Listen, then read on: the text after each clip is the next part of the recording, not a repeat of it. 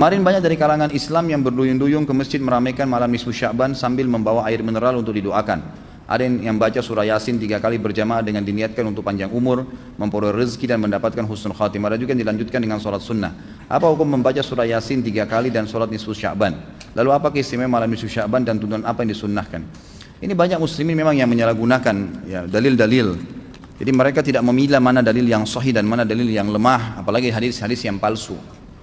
Hadis yang menjelaskan tentang masalah adanya solat di nisfu Sya'ban, solat secara khusus namanya solat nisfu Sya'ban itu tidak ada. Hadis yang palsu, maudhu' itu. Yang ada memang adalah fadilah mengerjakan solat malam di nisfu Sya'ban, solat tahajudnya. Solat tahajud seperti biasa, tapi khusus malam nisfu Sya'ban punya fadilah. Karena disebutkan dalam sebuah riwayat yang sahih bahwasanya Aisyah radhiyallahu anha pernah mendapatkan giliran nginapnya Nabi SAW di rumahnya. Terbangun tengah malam, dia melihat Nabi SAW tidak ada di sebelahnya. Maka Aisyah radhiyallahu anha terbawa rasa cemburu. Dia memakai bajunya kemudian mengelilingi rumah-rumah Nabi yang lain, ya, istri Nabi yang lain, takut Nabi ada di sana gitu. Diketukin satu-satu ternyata nggak ada. Lalu Aisyah tergopoh-gopoh pergi ke masjid mendapatkan Nabi SAW sedang sholat. Begitu Nabi SAW lihat Aisyah lagi ngos-ngosan jalan gitu kan, kena buru-buru, kata Nabi SAW, wahai Aisyah, kau cemburu lagi? Ini adalah malam nisfu Sya'ban. Artinya saya sholat malam ini karena ini adalah nisfu Sya'ban. Ini hadis yang sahih gitu kan. Dan memang dianjurkan oleh para ulama, mereka mendirikan sholat malam di malam nisfu Sya'ban itu sholat tahajudnya. Tidak ada malam khusus, tidak ada sholat khusus namanya malam nisfu Sya'ban. Di siang harinya dianjurkan seseorang berpuasa, karena Nabi SAW memang memperbanyak puasa. Terlebih lagi nisfu Sya'ban itu, ya, kenanya malamnya itu berarti puasa tanggal 14. Kalaupun nisfu Sya'bannya malam hari ke-15, dan kita tahu ada puasa Yaumul Bid, ada 13, 14 dan 15. Itu kita dianjurkan puasa 3 hari. Kan gitu.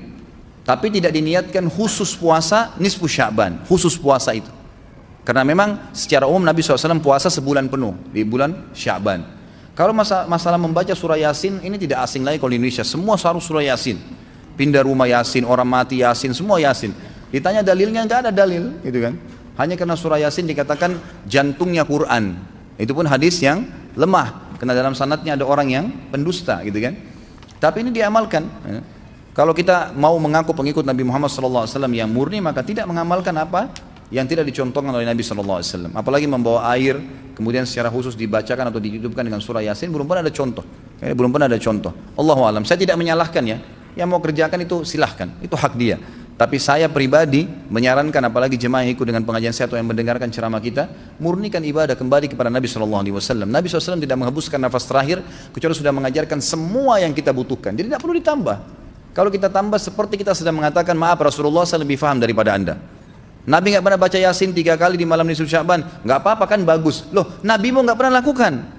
Nabi yang nerima dari langit wahyu nggak pernah lakukan, nggak apa-apa. Berarti sama saja anda bilang, maaf Rasulullah saya lebih ngerti. Kan itu.